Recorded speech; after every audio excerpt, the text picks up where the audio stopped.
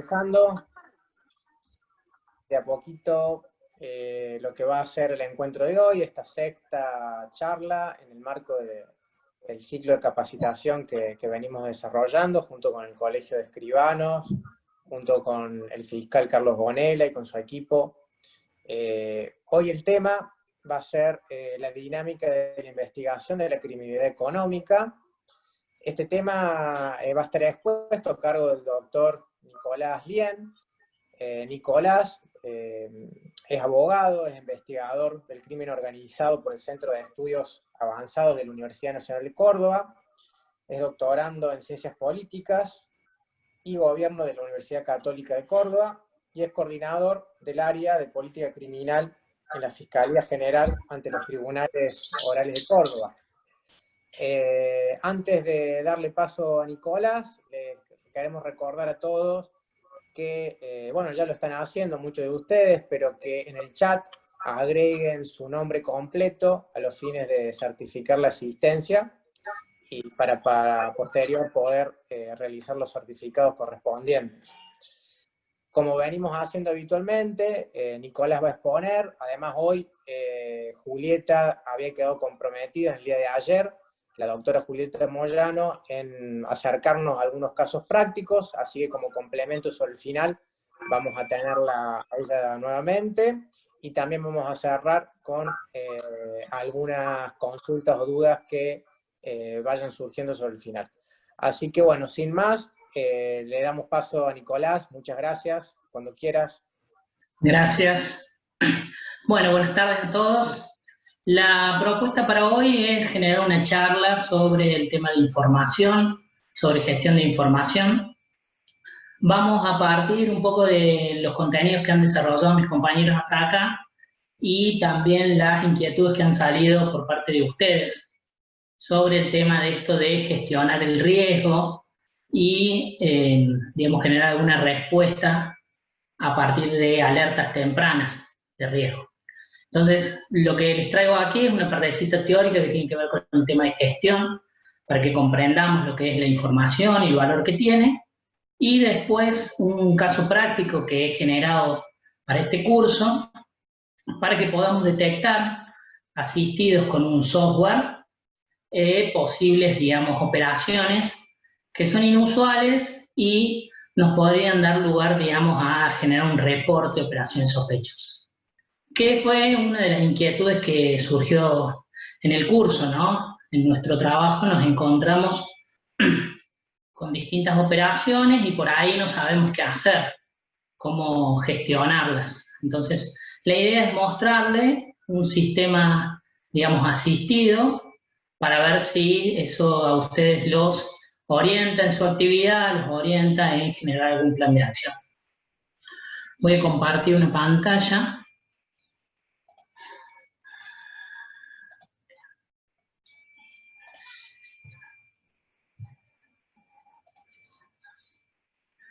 Bien, la idea es un poquito contarles, más allá de darles conceptos, porque lo que voy a hacer después es pasarle todas estas filminas para que ustedes puedan fijar los conceptos, es contarles que nosotros estamos como ustedes en el mismo camino de encontrar respuestas a la necesidad de gestionar información, contenido, para tomar decisiones en materia de investigaciones de lavado.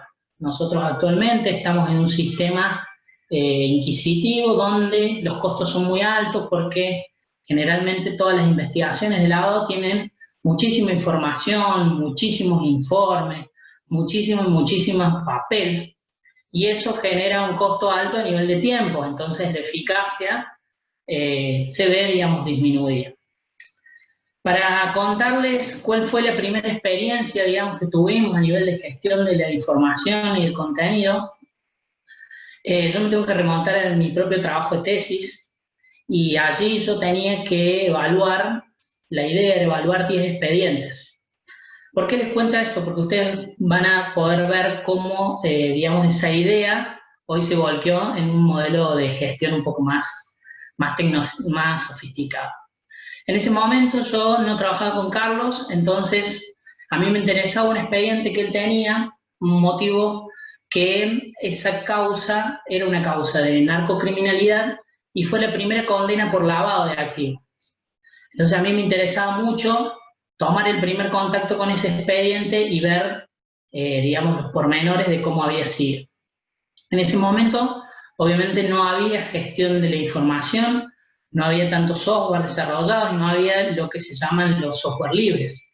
Entonces, yo lo que hacía era extraer contenido, digamos, con planillas de Excel, con Word y con estas libretas, que son libretitas de campo. Posteriormente, surgió la posibilidad de ir a asistir a una colega en una multiplicidad de causas también vinculadas a la narcocriminalidad y al lavado de activos. Entonces, allí conversando con Carlos, empezamos a generar un modelo de gestión de información un poquito más eficiente.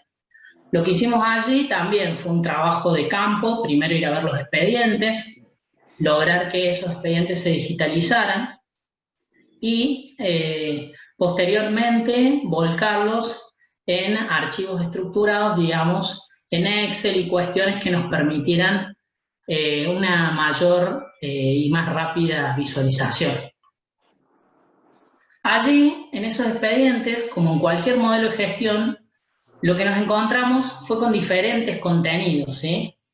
Había documentos en papel, expedientes, soportes magnéticos, y había mucha información, digamos, también en otros soportes como en Excel. Bueno, empezamos a gestionar todo eso y empezar a hacer como una mini base de datos para cada caso.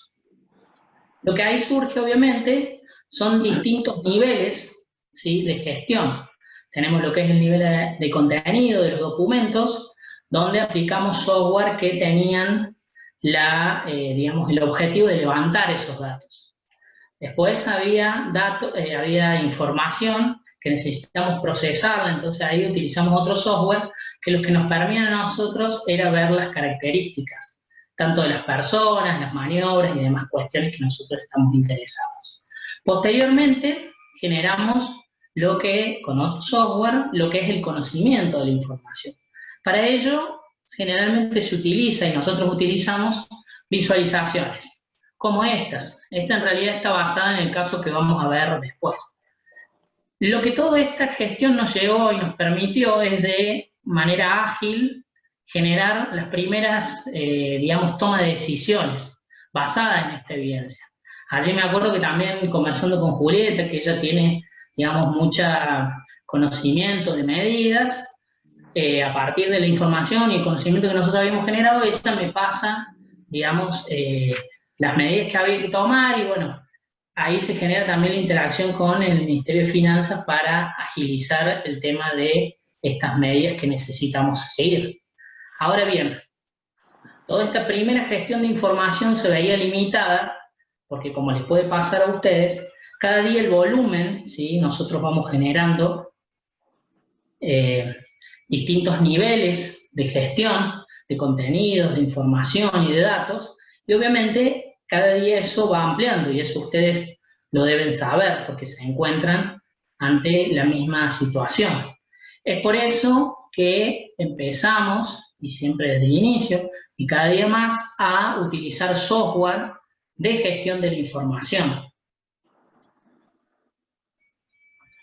O sea, con las finalidades que teníamos, nosotros lo que nos encontramos, y seguramente que a ustedes les pasa lo mismo, es la necesidad de generar resultados de manera más eficaces ante un volumen cada vez mayor de información. Para que ustedes tengan una estimación de lo que estamos hablando, algunas encuestas que tienen que ver con el tema de las empresas de datos en Silicon Valley y en Londres, hablan que una persona promedio de aproximadamente 25 años tiene en su teléfono móvil algo así como 3 millones de datos gestionándose al mismo tiempo, ¿sí? Entonces, imagínense nosotros el potencial que tenemos a partir de generar una investigación, en su caso, a partir de la labor pública que ustedes desarrollan de contralor y demás cuestiones. Para esto, nos apoyamos, como yo le planteaba en la primera clase, en la última instancia, sobre el tema de las políticas públicas aplicadas, donde nosotros lo que intentamos es utilizar, ¿sí?, los desarrollos, apoyarnos en los desarrollos de otras ciencias, la ciencia de datos principalmente, la informática, y nos apoyamos en lo que ustedes están viendo en pantalla, que son algunos conceptos, algunos desarrollos tecnológicos que lo que hacen es mejorar nuestra gestión y hacerla de modo más eficiente. Para que ustedes entiendan, ¿sí?, estos conceptos de manera rápida, la minería de datos, digamos, para que todos lo entendamos, la minería de datos es aquel proceso por el cual, apoyado en un software y en tecnología, yo genero la búsqueda, el procesamiento, ordenación de grandes volúmenes de datos, ¿sí? Eso se hace a partir de lo que sale ahí, que se llama lenguaje natural. Yo no me puedo comunicar con una máquina o con un software con este lenguaje que estamos utilizando nosotros. Entonces yo tengo que generar un lenguaje que me permita comunicarme y que esa máquina me ayude y me colabore en la gestión.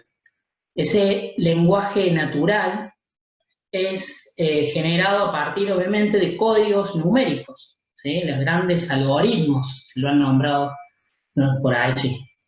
Y después también nos apoyamos en lo que se llaman software o mecanismos de aprendizaje automático. Esto es el núcleo central, uno de los núcleos centrales de lo que se llama inteligencia artificial. Para que nosotros comprendamos todo esto que parece mucho de ciencia ficción, en realidad lo que hacen los software y los desarrollos de los ingenieros y la gente especialista en datos es exactamente lo que hicimos con Carlos y Julieta, digamos. Es tomar una observación, procesarla, generarla de tal forma que nosotros la podamos visualizar y a partir de allí tomar una decisión. Lo que hacen es utilizar un proceso automático basado en física, en matemática, en cálculos matemáticos. Eso es a grandes rasgos, digamos, lo que es la inteligencia artificial. ¿Hasta allí? Bueno, entonces la propuesta es ver todo este bagaje teórico que por allí resulta extraño y por ahí un poco lejano a nuestras funciones diarias. En un caso, yo lo que hice fue generar determinadas operaciones, ¿sí?, a partir de distintos atributos o sea, me imaginé cómo serían esas operaciones que iban a implicar una persona que tenía un nombre, un domicilio, una edad, una actividad, ¿sí? Y luego les asigné una calificación de acuerdo a todos los elementos teóricos que Julieta y Carlos desarrollaron sobre el tema del lavado, ¿sí? Cuando hablamos de lavado, hablamos de riesgo y ese riesgo es, en cierto modo, cuantificable. Entonces, para que ustedes vean el trabajo, se graficaría, en mi caso, en nuestros casos, en distintos atributos o variables. Generalmente en la ciencia de estadística se llaman variables. Nosotros le vamos a llamar atributos. Aquí, como ven, es una calificación no del todo aleatoria, porque lo que yo hice fue darle cierta racionalidad basada en algunos estudios que hay sobre el tema, algunos guías y manuales de riesgo, ¿sí? Aquí tenemos asignado el tema del riesgo por la edad. Al parecer, mientras menos edad, hay una correlación negativa, ¿no? Mientras menos edad, mayor riesgo. El domicilio por sectores, obviamente eso es una variable ficticia que yo generé, que tiene que ver, en el caso de operaciones que estén con algún domicilio de estos, de los paraísos fiscales y demás cuestiones, saltaría, digamos, una categoría más negativa. El tipo de actividad, algunos estudios hablan de que, por ejemplo, lo que es la actividad de la construcción, la actividad bursátil, la actividad financiera, tiene un mayor riesgo que lo que sería la actividad comercial minorista, y ni hablar una actividad pública, digamos, administrativa, que sería nuestra primera categoría. Después los años de información de relación laboral, porque también allí había un estudio que hablaba sobre las diferencias de las personas que cambian mucho de trabajo y cómo van generando una una sospecha y demás cuestiones, sobre todo en otras latitudes. Eran estudios comparativos que tomaban casos de Brasil y Paraguay y Argentina. Y finalmente el tema del nivel de riesgo, que es por ahí lo que más nos interesaba a nosotros, cómo poder, digamos, calcular, ¿sí? Recuerdo a Nahuel y a Diego ayer que hablaban y decían, bueno, pero nos surgen determinadas operaciones, ¿qué hacemos? Las informamos, las comunicamos, y bueno, Carlos les respondía que había determinadas operaciones, información que se podía dar a la UIF, otras que debían ser reportadas. Esta forma, digamos, lo que nos permite a nosotros es tener más tabulada, más estructurada la respuesta, ¿sí? Entonces, lo que se genera es una matriz de este tipo. Eso sería lo que llamamos generalmente una matriz de riesgo, con algunos casos ya aplicados, ¿sí? Algunos nombres y algunas calificaciones numéricas, obviamente para simplificarlo. Yo esto utilicé un software que me ayudó a cargarlo más rápido, pero, digamos, generalmente ustedes, todos los sistemas, y creo que SWAT, ahí Andrés me puede corregir, tiene algunos, digamos, ítems que ya se van cargando por actividad, ya tienen números, eso facilitaría mucho la forma de, digamos, después de asignarle algún valor. Creo que ahí sí sería un paso más adelantado. Entonces, con toda esta información, lo que yo les propongo es ir a otro software ahora y generar una respuesta sobre casos a los que yo tengo calificaciones, pero no puedo asignarle todavía el riesgo. Entonces, la idea es predecir, apoyados en un sistema semiautomático en este caso, porque no hemos generado un software automático, alguna calificación, y de esa forma yo voy a saber si determinada operación es inusual, y si es inusual, el grado, el nivel que tiene, a los fines de que después, obviamente, pueda generar un reporte de operaciones sospechosas. Entonces, si me aguardan un segundo, hasta acá, Andrés, no hay ninguna duda.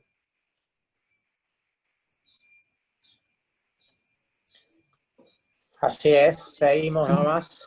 Bueno.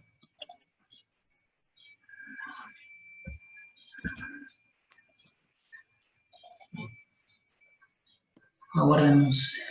Al menos no hay ninguna duda escrita, no sé si alguien... Bien, ¿alguien quiere averiguar?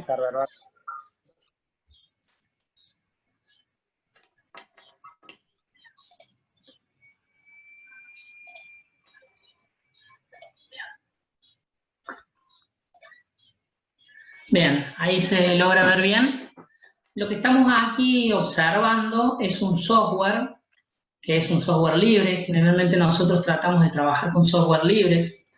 En el mercado hay mucho software de gestión de datos, hay mucho software de análisis de datos. Este es un software bastante, digamos, accesible y a su vez ameno, porque su curva de aprendizaje es bastante plana, entonces uno a medida que lo va usando genera, digamos, un desarrollo bastante importante.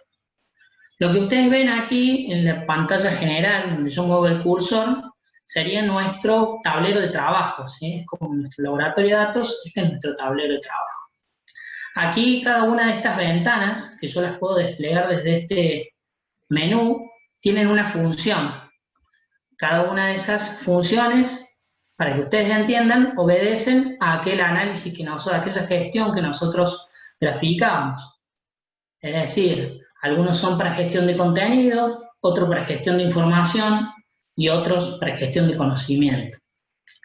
Lo que yo hice aquí, les muestro, es ingresar esa tabla que les mostré. Aquí se me muestran, digamos, las categorías, ¿sí? Estas 4 categorías yo las voy a usar como predictores, ¿sí? A partir de allí yo voy a predecir el riesgo que va a ser mi categoría a predecir. Aquí lo vamos a visualizar mejor. Aquí tengo la tabla, ¿sí? Con mis valores igual que el que le mostré recién, y un sistema de semáforos generalmente se usa para, digamos, alertar. Nico, que sea... Sí. Nico, no se ve, no se le despliega nada. Se queda ¿No? la pantalla original como lo presentaste, pero no se le despliega, no podemos ver nada, menos yo. Aguardame un segundo, Carlos.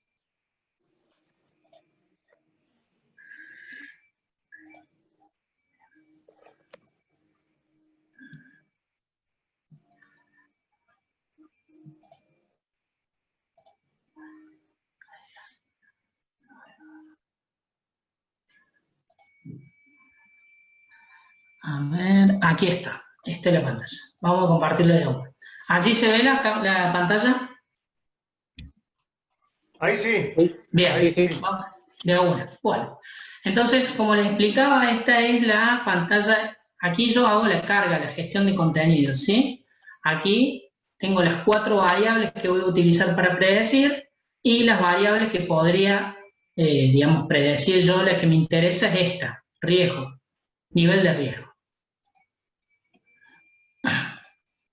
Vamos a volver a...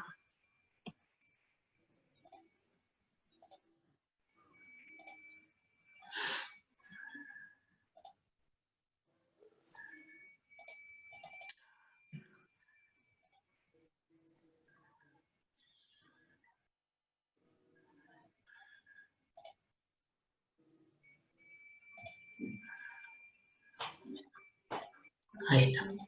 Bien, entonces volvemos. Aquí vamos a seleccionar las columnas que van a ser nuestros predictores y lo que vamos a utilizar son estas ventanas, que yo les voy a mostrar una, que es el árbol de decisión. Cada una de estas ventanas lo que hacen, tiene una función específica matemática que me va a permitir a mí realizar un cálculo entre la observación que yo le doy y un cálculo estimado, ¿sí? Porque toda la inteligencia artificial funciona a nivel de medir el error de cálculo, ¿sí? Es decir, que entre lo que yo le entrego a la máquina, ¿sí? A partir de las columnas, y lo que la máquina cree que va a pasar, hay un margen de error. Mientras más chico, mejor el modelo de predicción. Eso es lo que ocurre en estas ventanitas. Yo aquí lo que utilizo son 4 modelos distintos a los fines de mejorar mi análisis. Mientras más herramientas le dé de análisis, mejor va a ser el cálculo. Aguarden un segundo, ahí le voy a compartir.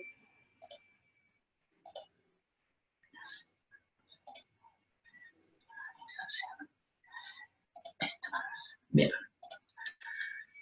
Bien. Aquí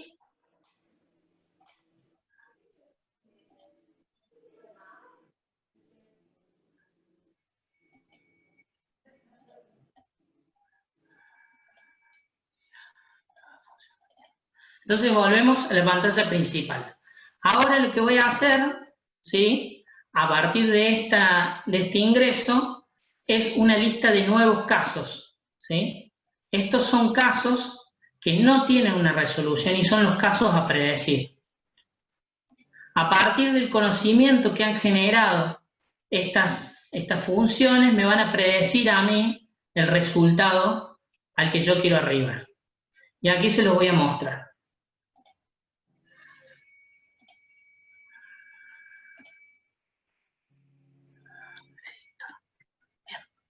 Aquí lo que observamos son nuevos casos, ¿sí? Donde me falta que me predijan el nivel de riesgo.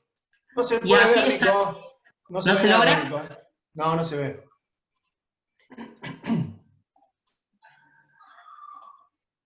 A ver, ¿allí? Sí. Ahí está, bien. Acá está el final. Entonces tengo casos que yo he incorporado, ¿sí? Con sus variables nominales, ¿sí? Con sus cálculos y los resultados esperados que me han predijo cada uno de las funciones que yo he utilizado. Para el primer caso, que se denomina Jazmín, me predijo que es significativo en 3 oportunidades y tolerable en un solo caso. Como yo les explicaba recién, los valores pueden cambiar. ¿Por qué? Porque cada una de las funciones y los modelos, por eso no es oportuno usar solamente uno, varían según sus cálculos matemáticos. Y nosotros tenemos que saber algo aquí, que es una apreciación. Entre 1, 2, hay un montón de números, hay números infinitos. Entonces, por eso la variación matemática me puede dar este error.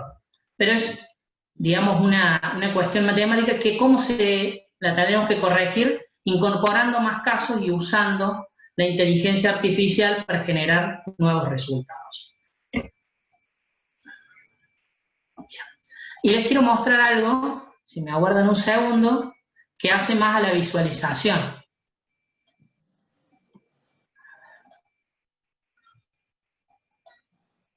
Aguárdenme un segundo.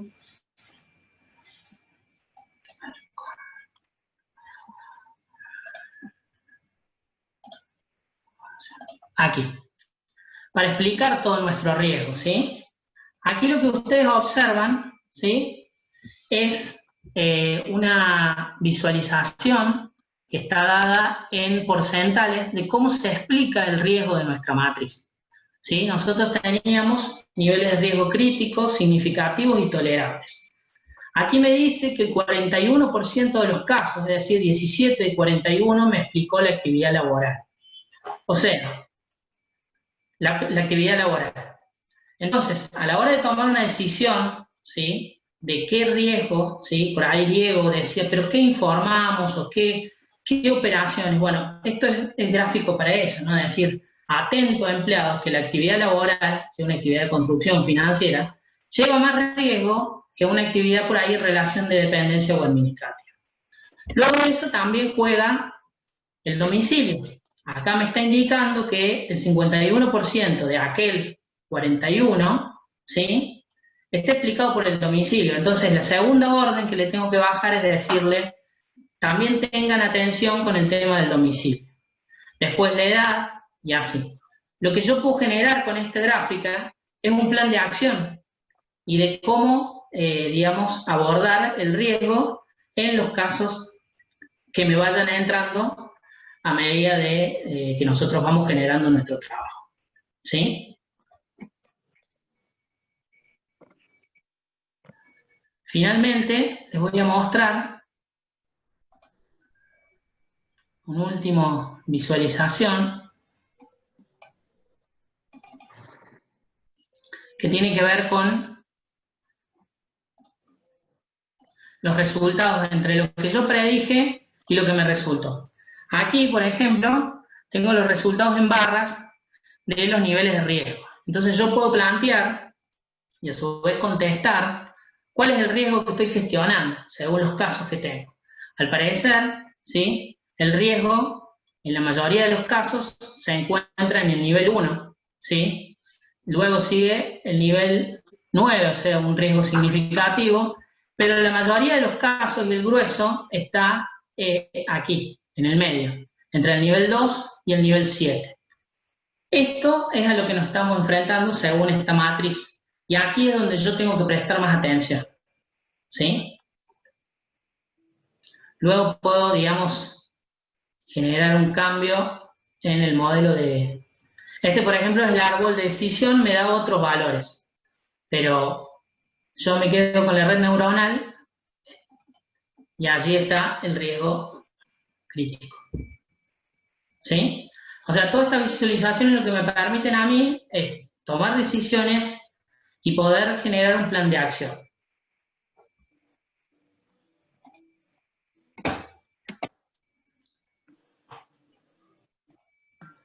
Bueno, seguramente hay alguna duda. Fue un poco improlija la presentación porque estos software trabajan, digamos, a un nivel de requerimiento de máquina muy grande y bueno, por ahí se puede haber visto, digamos, dificultad las visualizaciones.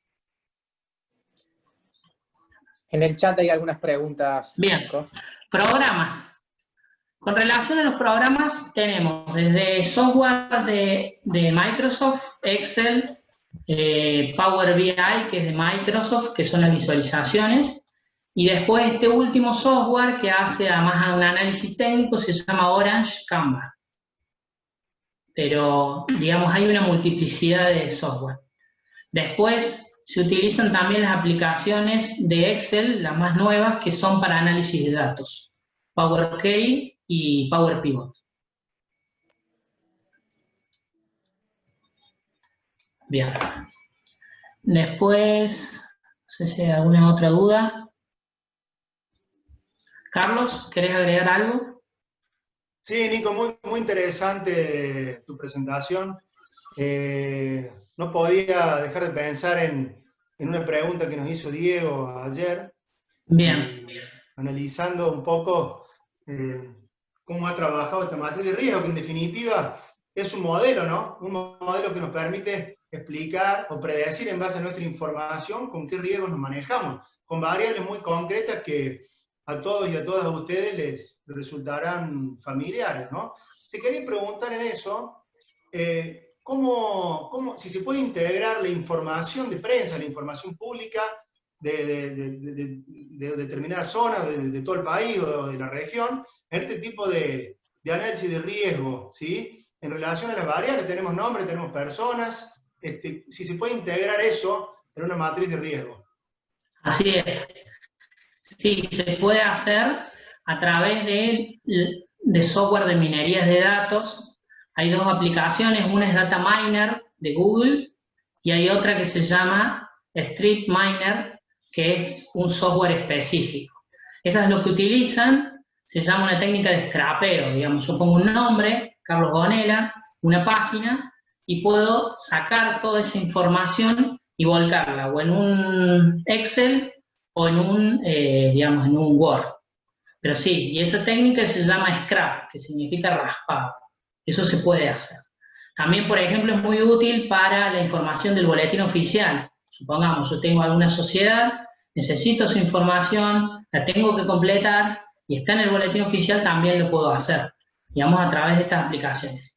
Todas estas aplicaciones, lo bueno que son o software libres, o digamos su suscripción es a partir de una cuenta de Google, no son de pago. Existen de pagos, hay muchos software caros, pero existen herramientas que podemos usar y que podemos implementar en nuestro trabajo y en el diario.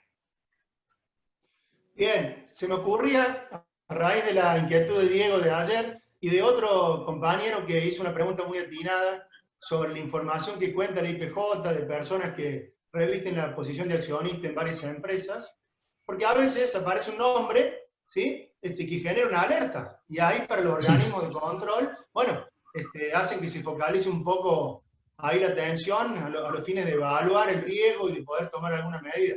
Yo después quiero compartir con ustedes, quiero mostrarles un caso, pero lo voy a hacer después de que Juli haga una presentación sobre una causa muy interesante y muy nueva, en donde quiero poder mostrarles cómo se puede utilizar alguna información que surge en la prensa en relación a operatoria con sociedades y en grandes maniobras de lavado. Por eso la introducción. Pero antes de presentar el caso, si tengo tiempo, si Nico terminaste, ¿querés agregar algo? Sí, si no quedan ningún... A ver, lo que yo quiero dejarles, voy a pasar un mail mío. Seguramente que a partir de acá van a generar muchísimas dudas de software, de herramientas. A partir de ese contacto, ustedes me pueden preguntar, no hay ningún problema.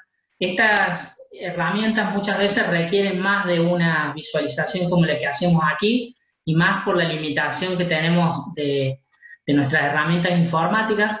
Entonces, yo les voy a dejar ese contacto, no hay ningún problema de si me quieren preguntar, digamos, para yo guiarlos en alguna búsqueda que ustedes están, si están interesados. Como siempre digo, todas estas herramientas tenemos la necesidad de usarlas y por ahí nos asustan y por ahí no vemos que no es accesible. Entonces, si yo los puedo ayudar, guiarlos y acompañarlos, no va a haber ningún problema. Así por intermedio de Andrés les voy a dejar mi contacto y bueno, lo que necesiten y si les sirve para su trabajo, los voy a poder colaborar. Muy amable, Nico. Muchas gracias.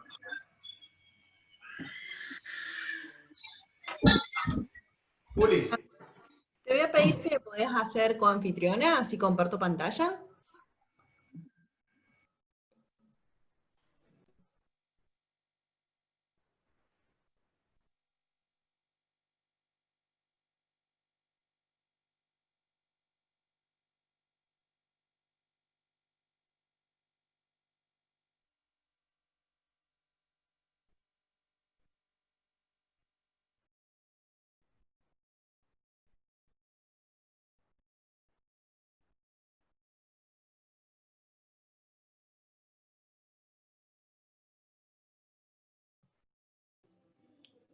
Ahí está. A ver. Muy bien, no sé si ahí la están viendo. Sí, sí. Lo que les quería comentar hoy acerca de esto es una causa que no es de nuestra jurisdicción, es una causa de Santa Fe, que se está desarrollando, está en plena etapa de investigación. Sin embargo, nos viene muy bien para relatar cómo es el funcionamiento de las distintas personas jurídicas, cómo se las puede explotar, cómo se convierten esas vulnerabilidades que uno encuentra en su ámbito de trabajo, finalmente cómo se concretan en riesgos que aprovechan distintos grupos criminales, ¿bien? Lo que les quería contar entonces es acerca de esta causa. Se trata de un grupo de personas que conforman una asociación ilícita fiscal, que es una asociación destinada a intervenir en la comisión de un número indeterminado de ilícitos tributarios. Esta figura, como les decía, asociación ilícita fiscal tributaria, está en el artículo 15 del régimen penal tributario, y básicamente es como una asociación ilícita específica, concretamente de delitos del régimen penal tributario. ¿Qué es lo que hacía este grupo de personas? Habían realizado todo un esquema de sociedades, de acciones simplificadas y de personas físicas, emitieron un total de 8.544 facturas por más de 730 millones de pesos, y no tenían capacidad operativa, no tenían capacidad técnico-económica ni financiera para realizar las actividades que se suponía que estaban realizando, generando un crédito fiscal impugnable y gastos ficticios susceptibles de ser aprovechados por un total aproximado de 1.381 contribuyentes domiciliados en distintos puntos del país. ¿Qué quiere decir esto? Básicamente se crearon usinas de facturas apócrifas, para que distintos contribuyentes las utilizaran a esas facturas y terminaran tributando menos. ¿Bien? Vamos a ver un poquito cómo se desarrolló esta maniobra, cómo se inició la investigación, y cuáles fueron los elementos tenidos en cuenta por la Fiscalía para profundizar en esa investigación. ¿Bien? Bueno, la investigación comienza por una causa de narcotráfico. Relacionado con esta causa de narcotráfico teníamos 4 imputados, que les vamos a llamar Juan, Pablo, Pedro y María, porque la causa... 2 de ellos, todavía estamos hablando de la causa de narcotráfico, ¿no? 2 de ellos estaban prófugos. Se pidieron distintas medidas de levantamiento del secreto fiscal y búsqueda en bases de datos financieros, y de encontrar dónde podían estar estas personas prófugas. Se dieron con que Pedro y María tenían en conjunto una SRL, y además María integraba junto a otras personas, junto a terceros, distintas SAS, ¿bien? Que es justamente la figura de la que hablábamos ayer. ¿Cuál era la maniobra que se había establecido?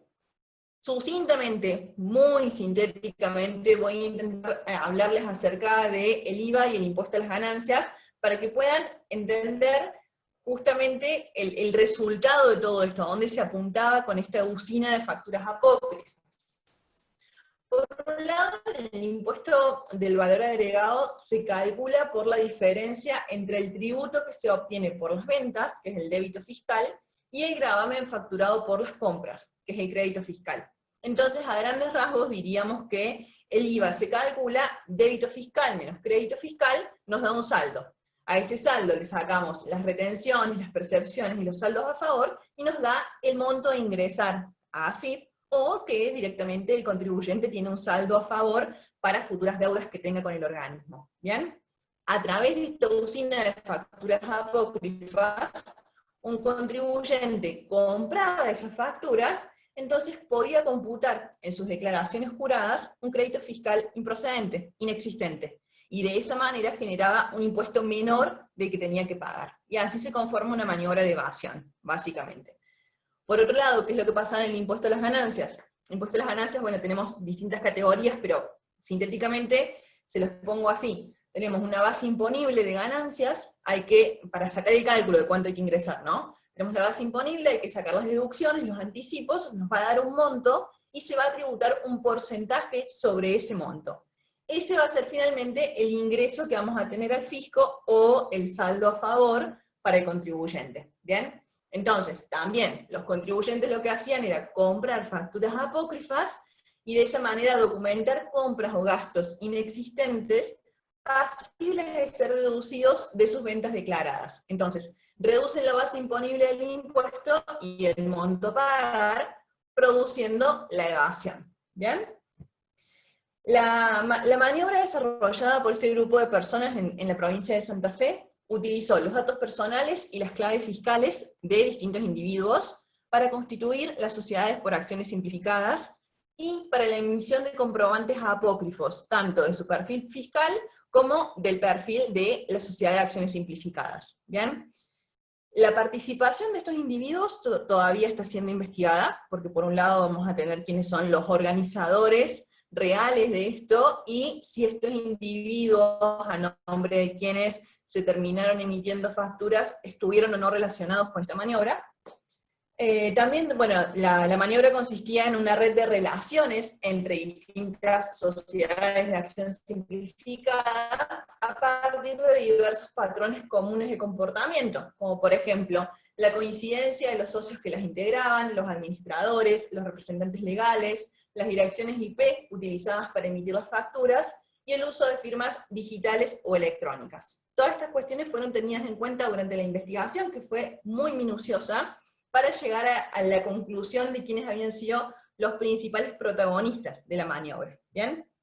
Entonces, llegan a la conclusión de que hay algunas personas que se constituyen como nodos centrales del entramado, entendiendo por tal expresión a quienes revisten la calidad de socios de manera reiterada y en cantidad considerable. ¿Bien? Incluso dentro de la investigación se utilizaron gráficos parecidos a los que mostraba Nico recién, marcando las distintas relaciones entre las SAS y los nombres que se repetían de los socios, lo que les resultaba llamativo. ¿Bien? ¿Por qué se utilizaban las SAS? Se utiliza esta figura porque habilita su creación en el plazo de 24 horas a partir de requisitos simples. Bueno, quienes trabajen en IPJ van a poder complementar mucho más esta información. Se utilizan estatutos modelos con trámites expeditos de muy bajo costo. El capital mínimo requerido para la constitución es de 2 salarios mínimos vitales y móviles, del cual solo se exige la integración del 25% al momento de la constitución. Y este tipo de sociedades tiene dos fallas, si se quiere. Por un lado, la falta de control interno, en donde su régimen legal permite prescindir del órgano de fiscalización, como así también que su representante legal no integre el órgano de administración, y además hay un control estatal restringido. En particular, estas personas jurídicas de esta causa fueron constituidas bajo la dirección de IGJ, dependiente del Ministerio de Justicia y Derechos Humanos de la Nación. ¿Bien? Porque todas tenían su domicilio en Ciudad Autónoma de Buenos Aires. Y de esta manera se terminaron constituyendo por lo menos 40 de este tipo de sociedades. ¿Bien? Como habíamos hablado en aquella primera clase donde hablábamos de amenazas, vulnerabilidades y riesgos, hay que analizar este tipo de sociedades que existen y que puede resultar muy rápido, muy beneficioso para quienes tienen fines legales, pero también pueden ser utilizadas por distintos grupos criminales. Es decir, hay que ser conscientes de la vulnerabilidad que genera esta sociedad y poder prevenir los riesgos sobre esta clase de sociedades. La cuestión, en este caso en particular, es que se constituyeron 40 sociedades de acciones simplificadas, ¿bien? Sobre las cuales no había habido ningún control. En este caso, Nissen, respecto de este tipo de sociedades, dice que las actuaciones se deben iniciar mediante la plataforma de trámites a distancia, implementada por decreto y resolución de la Secretaría de Modernización. A su vez, la inscripción de la constitución de las sociedades deberá ser realizada dentro del plazo de 24 horas, contado desde el día hábil siguiente al de la presentación de la documentación pertinente, siempre que el solicitante utilice el modelo tipo de instrumento constitutivo aprobado por el registro público. Todas aquellas SAS que se constituían mediante la adopción del estatuto modelo, se ingresaban, registraban y se remitían al solicitante de forma totalmente automática, sin intervención de persona humana alguna, en el plazo de 24 horas y sin ningún tipo de control por parte de la Inspección General de Justicia. ¿Bien? Esto ya es una valoración que hace Nissen respecto de las sociedades de acciones simplificadas en general y respecto de la actuación de IGJ sobre esta causa en particular. ¿Bien?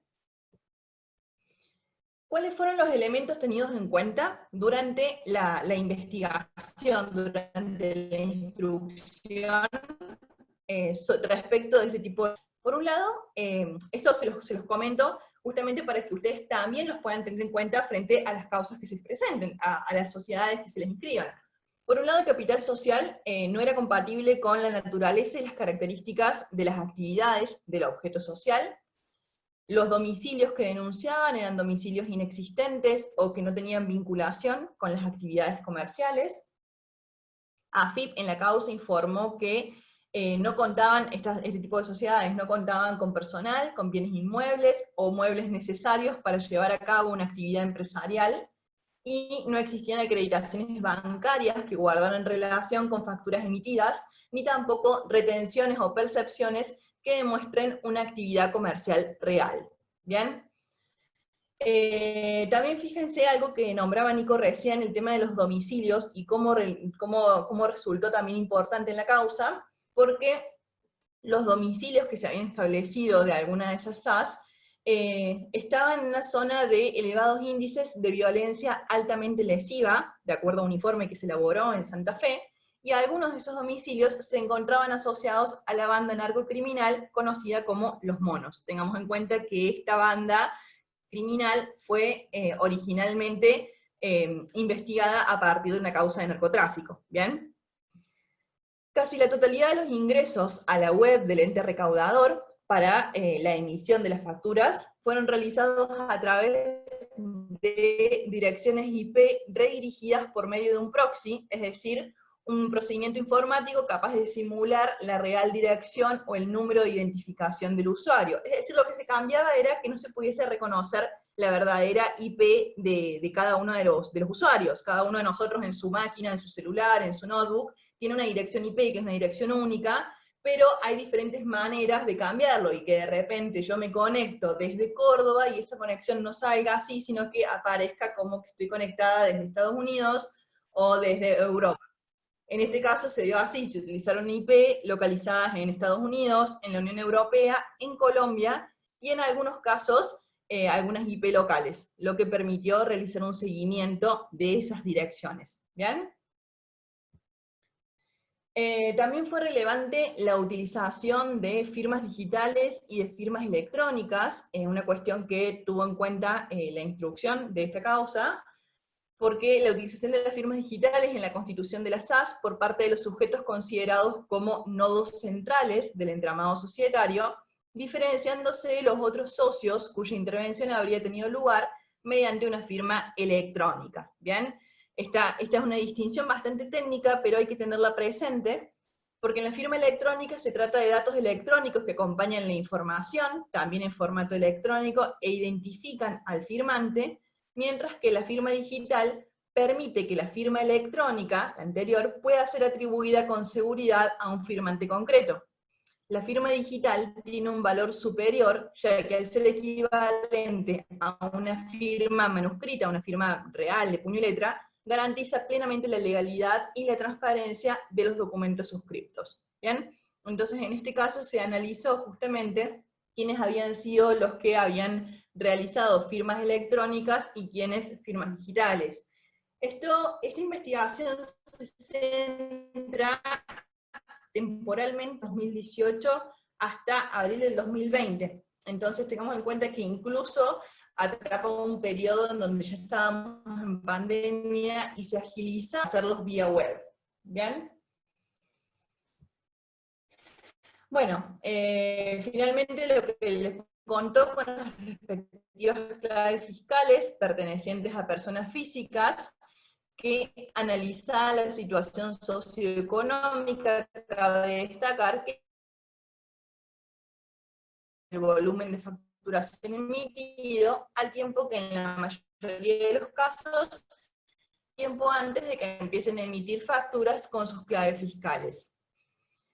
Otra de las maniobras que desarrollaban era que los imputados incorporaban en las declaraciones juradas de las usinas un importe simulado de compras de una cuantía similar a las ventas, a fin de que la relación entre débito y crédito fiscal se aproxime a 1, arrojando como resultado un importe insignificante a pagar o un saldo técnico a favor del contribuyente, que podrá computar en la próxima declaración jurada, cumpliendo de esa manera con la obligación formal y evitando el pago de tributos. Es decir, esas usinas de facturas apócrifas que simulaban realizar distintos tipos de actividades, como les había comentado en las primeras clases, se involucran de tal manera en una determinada actividad, en un ámbito, que intentan pasar desapercibidas. Entonces, la maniobra que hacen, intentan, como les decía ahí, que la relación entre débito y crédito fiscal prácticamente sea la misma, entonces hay muy poquito que tienen que abonar de tributos,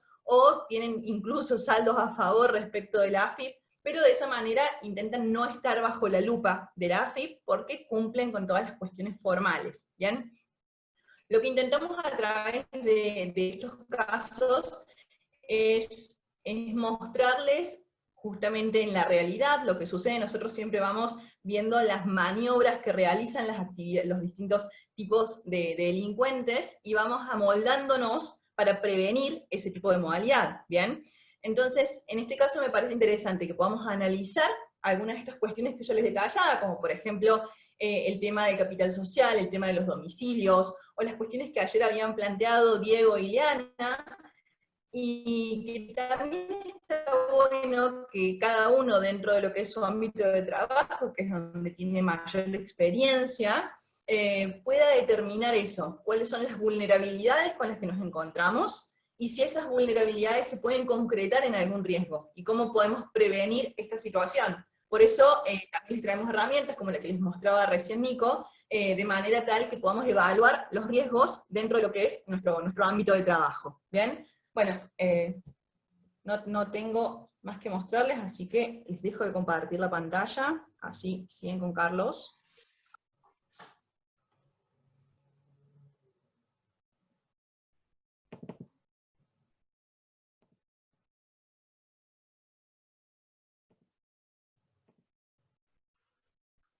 Bueno, Juli, has hecho una exposición brillante del caso, excelente.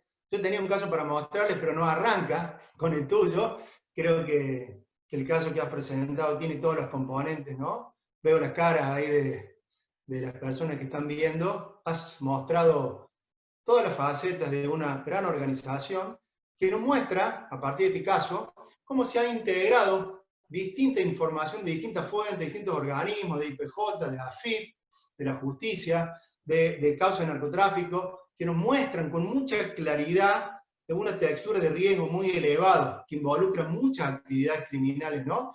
Y donde, bueno, para lo que nos interesa, y seguramente quienes estarán viendo, la intervención de estas SAS, de esta figura simplificada, y las vulnerabilidades, ¿no?, que hay detrás de esta forma simplificada de constitución de sociedades. ¿Vieron, Juli, cómo mostraba este listado de circunstancias que ayer saltaron cuando el compañero mencionaba qué nos está indicando, qué podemos hacer con esta persona que aparece reiteradamente como accionista de varias sociedades? Bueno, fíjense que fue uno de los aspectos en los que se centra la Fiscalía para poder identificar los nodos, es decir, los núcleos de relaciones más gordos, de mayor nivel de centralidad dentro de un complejo delictivo, ¿no? Porque el hecho de que una persona apareciera varias veces en su condición de accionista de estas sociedades simplificadas con estos problemas, permite, y en eso está, entiendo, la Fiscalía, tratando de reconstruir quiénes son los protagonistas, ¿no? Los protagonistas, los cráneos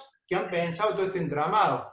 Entonces me parece un excelente caso para mostrar, ¿no?, los riesgos, las alertas, para hacernos reflexionar, para que ustedes reflexionen, para que vean de toda la información que se mostró en este caso, donde se integró mucha información, cuál es la información que ustedes tienen disponible y cómo se pueden imaginar formas de ir detectando los riesgos, ¿sí? Bueno, eso es una cuestión, un trabajito que tienen ustedes. Me parece un hermoso caso que muestra realmente los riesgos que hay. Simplemente yo eso quería comentar. Sí, Juli. Néstor pregunta si las compras se efectuaban a empresas del grupo, o sea, había una recurrencia de compras siempre a las mismas empresas. Lo que pasaba era, estas 40 sociedades decían que cumplían distinto tipo de actividades, y eran utilizadas por más de 1.300 contribuyentes, y como les decía, también está siendo investigada su actividad. por otro lado, porque esos contribuyentes están dentro de una evasión, que es otro tipo de delito que no se está investigando en este caso. Pero esta asociación ilícita en sí lo que hacía era proveerles el servicio. Les proveía las 40 SAS que les daba facturas apócrifas. Entonces los distintos contribuyentes del país iban y utilizaban esas facturas apócrifas. No sé si queda claro. Respecto Néstor, de... Sí, sí, Carlos. un comentario adicional, Néstor. Una asociación ilícita fiscal, como lo explicaba Juli, es un grupo de personas que se organizan para proveer servicios delictivos a los fines de que otras personas defrauden el fisco, ni ganancia. Generan facturas apócrifas y las venden a empresas que están dispuestas a comprar esa factura a los fines de defraudar al fisco. Y muchas veces no se van a repetir, porque esto es un servicio que se vende y esto se conoce, y las empresas que están dispuestas a defraudar al fisco compran, así funciona esto. Entonces, no todas las 1.400, que es lo que se relevó ahora, forman parte de esta asociación. Son consumidores de servicios ilícitos, y la asociación ilícita fiscal es el proveedor del servicio ilícito. Y como mencionó recién ahí una persona, efectivamente es lo que hemos visto en una causa que se ha conocido en estos últimos días, y que ha involucrado la jurisdicción de Córdoba, de Villa María y de San Francisco. Tenemos un grupo de personas que robaba clave fiscal de beneficiarios del IFE, le modificaba su condición tributaria, y con esa condición tributaria modificada generaba facturas apócrifas que a la postre vendía a distintos proveedores de servicios que la compraban para defraudar al fisco. Realmente son maniobras tremendas, pero tremendamente dañinas, porque el impacto económico que genera, el daño económico que genera es inconmensurable. Julia hablaba de 743 millones de pesos en un periodo de tiempo que un poquito más de un año. Es tremendo el daño que generan este tipo de maniobras, ¿no? Respecto de lo que consulta Néstor, sí, las propias SAS también necesitan decir que tienen algún tipo de gastos, y también son dentro del mismo grupo empresarial los débitos y los créditos fiscales que dicen tener. No sé si había alguna otra pregunta. No, una consulta. Digamos, yo veo que se critica al tipo societario, no digo acá en esta exposición, sino a nivel general, pero en realidad lo que yo noto, siendo ingeniero, no soy abogado, es que el problema es la implementación que se hizo en el TAD de Nación, no en el tipo societario. Porque Exacto. no pasa ningún tipo de información este sistema, ahí está el problema, no en la SAS puntualmente, porque evidentemente con otros tipos societarios también debe pasar exactamente lo mismo, supongo. Por supuesto, Diego, esto es así. Cuando salió en el año 2006-2007 el monotributista llamado agropecuario, inmediatamente hubo algunos vivos que utilizaron esta figura para defraudar. Muchas veces las cosas se hacen con la mejor voluntad. Ahora, sí está el desafío de los políticos y de las personas que desarrollan políticas públicas en esto. Bueno, rodearse de especialistas y detectar la vulnerabilidad y tratar de adelantarse para prevenir que se utilicen de una manera delictiva esto. Quizá la figura en sí fue pensada con la mejor voluntad, bueno, pero se está utilizando de otra manera, ¿me entendés? Entonces, nosotros tenemos que ser conscientes de los riesgos, y eso está nuestro desafío. Estoy totalmente de acuerdo con vos. Yo no quiero pensar que quien pensó en la creación de esta figura quiso darle un servicio delictivo a los narcotraficantes y a los evasores, porque yo pienso que la política es el arte de gobernar para el bien común. Por definición es una actividad muy noble, pero bueno, nosotros como organismos reguladores, controladores e investigadores tenemos que identificar los riesgos y neutralizar este tipo de maniobras por el daño que genera, ¿no? Es un desafío constante esto, Diego, es así. Claro.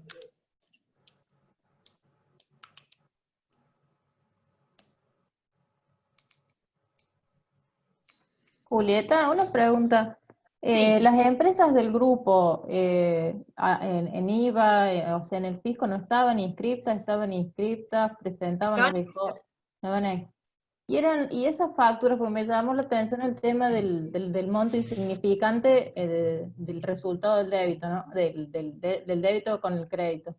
¿Eran facturas con altos montos, bajos montos? Porque nosotros vemos, así a nivel sistema, los montos, y por ahí, bueno, uno se va guiando. Pero me llama... En este caso, hay que diferenciar por un lado lo que eran las facturas que ellos le proveían a otros contribuyentes, es decir, para afuera, en la finalidad última que tenían, y por otro lado, lo que eran las facturas y el débito y el crédito fiscal que tenían dentro de cada SAS para quedar bien ante el fisco, para que el fisco no los pusiese bajo investigación. Respecto de eso, de los montos que declaraban anualmente, no te sabría decir si eran montos bajos o montos altos, porque ya forma parte de la investigación que se lleva adelante en Santa Fe. No te sabría decir eso. Está bien, bueno. Yo hay un agrego, me parece que es sumamente interesante los temas que hemos tratado hoy, y me parece que dejan mucho para analizar. Yo pensaba en uno de los puntos, digo, cada etapa o cada época ha ido acompañando un modelo de negocios, de ejecución de los negocios, de comercio. El otro día hablábamos de las cooperativas, de las mutuales, que fue un fenómeno muy de los 80, 90, y cómo también eso se tergiversó el uso, digamos, a posteriori, y fueron entidades que también se usaron para distintos fraudes. Y digo, y en los últimos años, el modelo de producción ha cambiado, no tenemos una fábrica, o cada vez son menos, digamos, las fábricas con grandes operarios, y cada vez son modelos más chicos de producción y de negocio, y es más, cada vez más individuales, diría, con el desarrollo del software, las ingenierías, los modelos informáticos. Digo, cada vez ese modelo del emprendedurismo o emprendedorismo, digo, hace que hoy dos personas puedan generar una empresa, y digo, claramente eso ha tenido una síntesis en entidades como esta, que también generan una desburocratización en función de lo que cuesta generar una entidad muchas veces, a los fines justamente de cumplir todas las normas. Digo, cada época va teniendo un sujeto, una forma de vincularse, de comerciar, de producir, y me parece que eso va acompañando. Obviamente que esto es lo que es la luz, después lo que es la sombra, el delito, el crimen organizado, los que están pensando 24 horas cómo generar un fraude, también van viendo cómo se meten en los intersticios para justamente usar esas herramientas en su favor.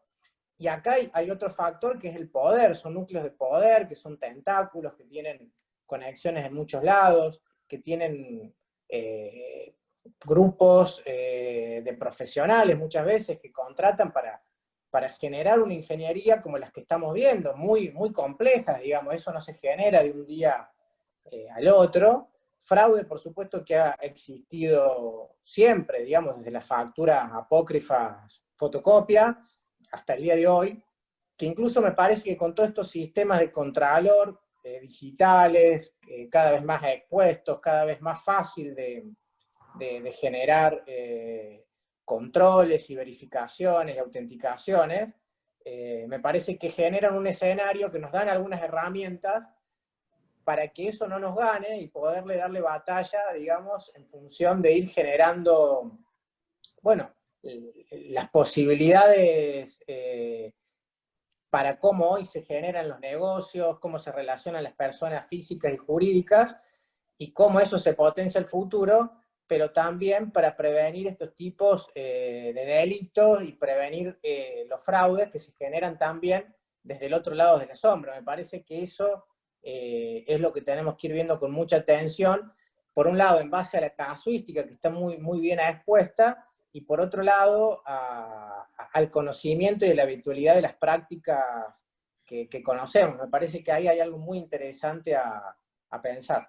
Eso como un aporte, si me permite. Estoy totalmente de acuerdo, Diego, Andrés.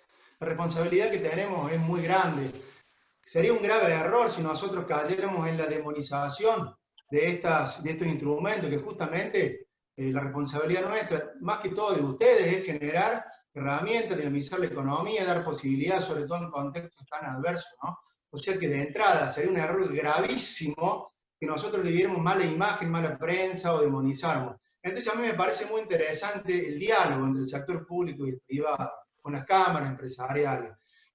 explicarle cuáles son los riesgos, explicarle que estos fenómenos criminales existen y cómo se utilizan mal, y qué daño generan estas cosas. Eso es muy impactante. Y sumarlo, que colaboren, que desarrollemos herramientas de prevención, que compartamos información, porque hay gente de buena voluntad que quiere aportar el desarrollo, entonces ahí está nuestra clave. Por otra parte, generar las herramientas de prevención, las matrices de riesgo y actuar donde hay que actuar para neutralizar esto. Yo pienso que eso es la mejor síntesis que podemos sacar de esto.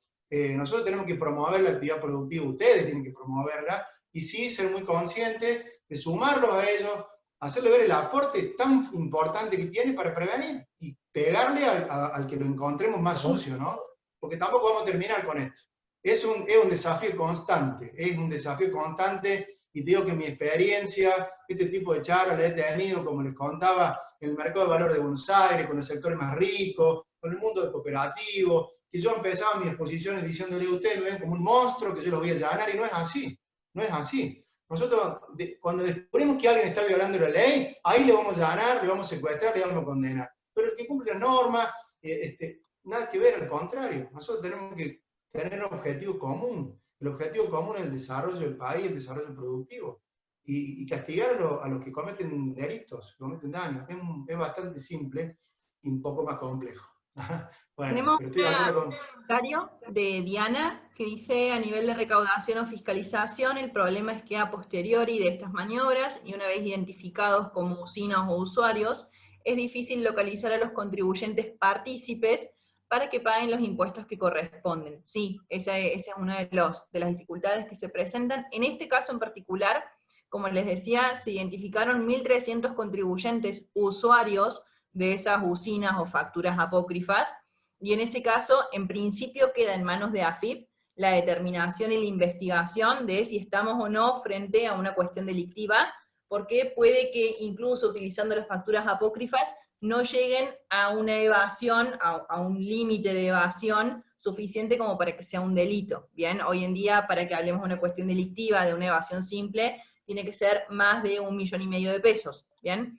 Pero en principio se busca identificar a los partícipes, y después puede que haya o no algún tipo de participación criminal, dependiendo también de la investigación que se haga por parte de AFIP. ¿Bien? Lucas nos agrega: creo que el mundo digital es beneficioso en algunos aspectos, como la firma digital, la facturación y demás, pero además es un mundo de interacciones muy difícil de controlar todavía para diversos entes de control fiscal y delictivo. Exactamente, es lo que estábamos diciendo, nos trae muchos aspectos beneficiosos, pero tenemos que estar atentos, como les decía, cada uno desde su lugar, evaluar cuáles son las vulnerabilidades con las que se encuentra, y poder prevenir los riesgos, porque tampoco es cuestión, a ver, a través de Internet se cometen muchos delitos, pero no por eso vamos a decir que Internet es algo malo que nos haya sucedido en nuestras vidas. Es necesario poder adaptar nuestras actividades y prevenir los riesgos para que no ocurra, y seguir utilizando los beneficios que nos puede dar todas las cuestiones y todos los aspectos tecnológicos. ¿Bien? No sé si quieres una otra pregunta.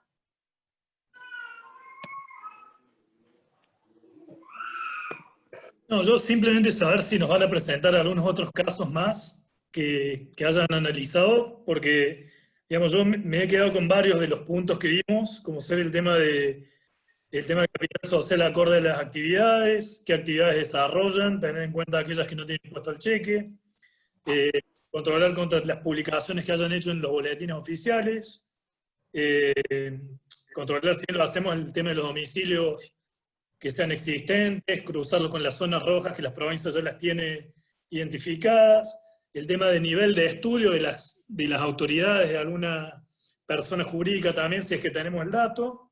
Y bueno, algún otro tema más que tengo anotado, pero bueno, quería saber si vamos a seguir viendo algunos casos más. Sí, Diego, son todas muy buenas tus inquietudes, por supuesto, son indicadores muy interesantes para trabajar. No sé si tengo casos puntuales que aborden estos aspectos, pero sí te quiero decir que vamos a tener a Juan Argibay, que es uno de los especialistas más formados en el tema, que ha convocado seminarios internacionales y que seguramente nos va a poder dar su punto de vista con mucha experiencia sobre esto, mucho el tema. Así que anotate todas esas cuestiones se la vamos a preguntar a Juan, que estoy seguro que va a hacer un aporte muy útil. Hoy estuve hablando con él, no se pudo conectar, pero está preparadísimo para las 2 próximas clases. Casos tenemos un montón. Si tenemos tiempo, con mucho gusto lo vamos a dar. Si no, va a salir alguna otra actividad. Pero sí, por supuesto, vamos a abordar esas inquietudes, Diego. Bueno, perfecto, muchas gracias.